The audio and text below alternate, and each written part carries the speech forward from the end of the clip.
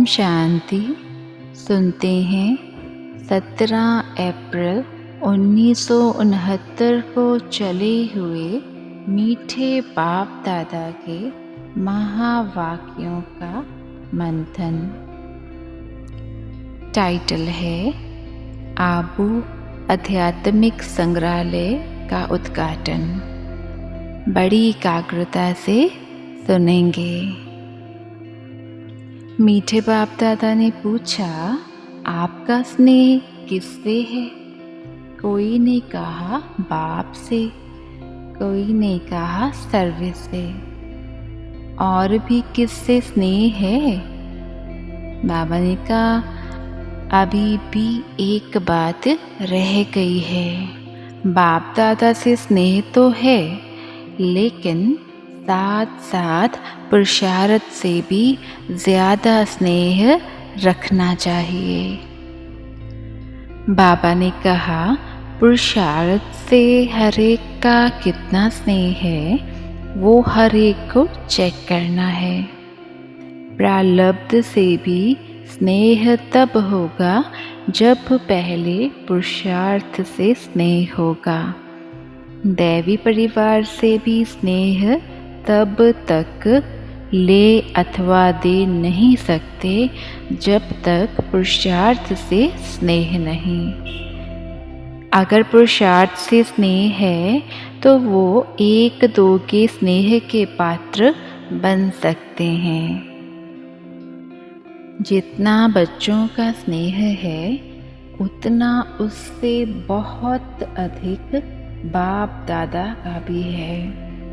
जितना जो स्नेही है उतना उसको स्नेह का रिस्पॉन्ड मिलता रहता है। फिर बाबा ने कहा अव्यक्त रूप से स्नेह को लेना है। अव्यक्त स्नेह का पाठ कहाँ तक पढ़ा है? वर्तमान समय का पाठ यही है, अव्यक्त रूप से स्नेह को लेना और स्नेह से सर्विस का सबूत देना है। फिर बाबा ने कहा यह है अव्यक्त स्नेह का पाठ कहाँ तक पक्का किया है? अब क्या रिजल्ट समझते हो? आधे तक पहुँचे हो? मेजॉरिटी का रिजल्ट पूछते हैं। कोई ने कहा 25%, कोई ने कहा 75%। मेजॉरिटी की अगर 25% रिजल्ट रही तो जो भविष्य समय आने वाला है उसमें पास मार्क्स कैसे होंगी? अब तो अव्यक्त स्नेह ही मुख्य है। अव्यक्त स्नेह ही याद की यात्रा को बल देता है। अव्यक्त स्नेह ही अव्यक्त स्थिति बनाने की मदद देता है। बाबा ने कहा 25%, यह रिजल्ट क्यों? कारण सोचा है? समय के प्रमाण तो 75% होनी चाहिए। फिर ऐसी रिजल्ट बनाने के लिए क्या करेंगे? उसका तरीका क्या है? अंतर्मुखता।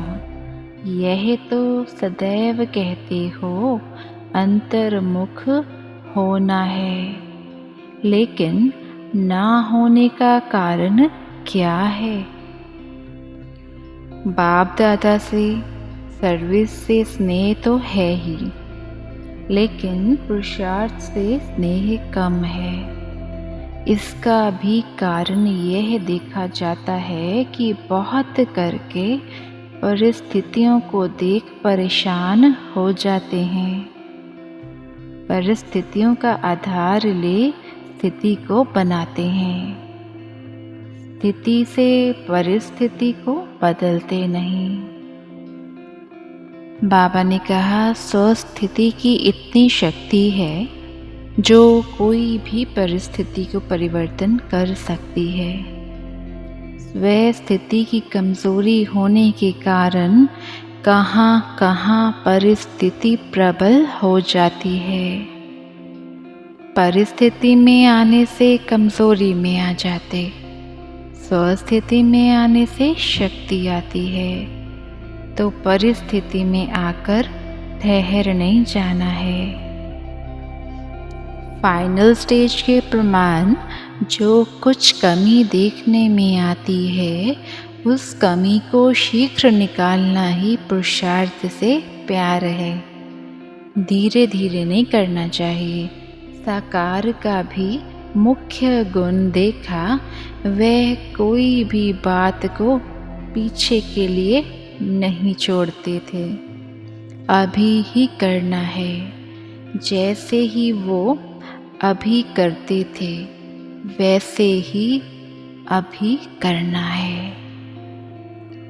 बाबा ने कहा, जैसे हैं जो भी सामने हैं, वैसी ही हालतों में इस ही शरीर में हमको संपूर्ण बनना है। यह लक्ष्य रखना है।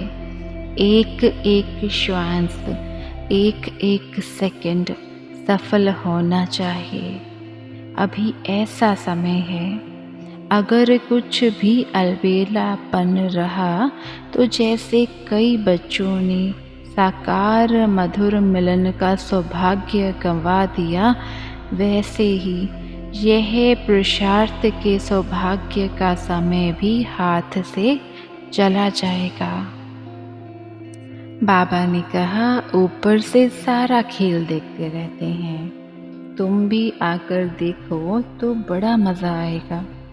बहुत रमणीक खेल बच्चों का देखते हैं, हंसी का खेल है। बड़े बड़े महारथी शेर से नहीं डरते, मगर चींटी से डर जाते हैं। शेर से बड़ा सहज मुकाबला कर लेते, लेकिन चींटी को कुचलने का तरीका नहीं जानते।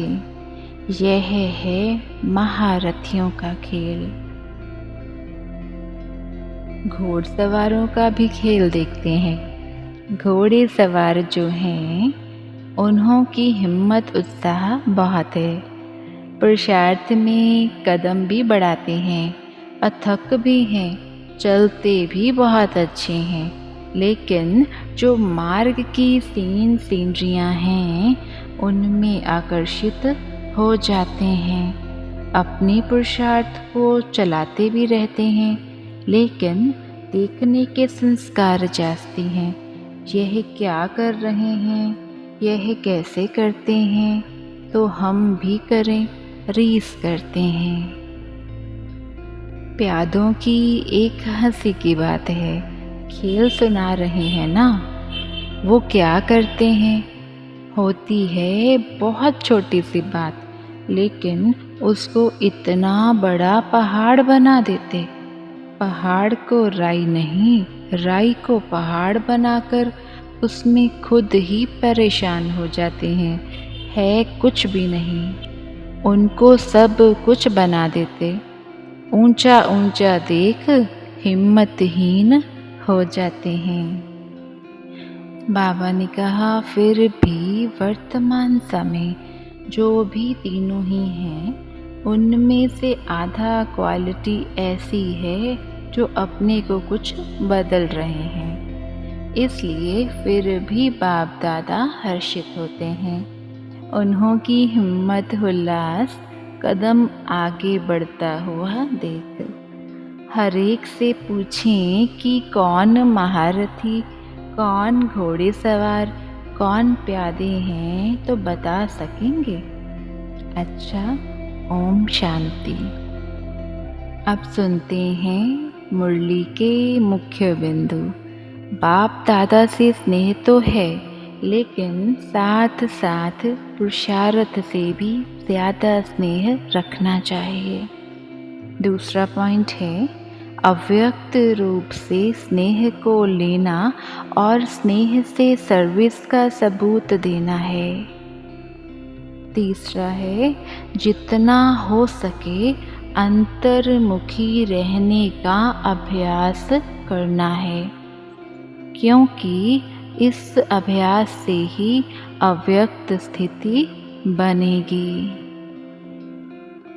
चौथा पॉइंट है, स्वस्थिति की इतनी शक्ति है जो कोई भी परिस्थिति को परिवर्तन कर सकती है।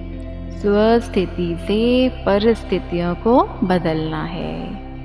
पांचवा पॉइंट है, जैसे हैं जो भी सामने हैं वैसी ही हालतों में इस ही शरीर में हमको संपूर्ण बनना है, यह लक्ष्य रखना है। ओम शांति शांति शांति।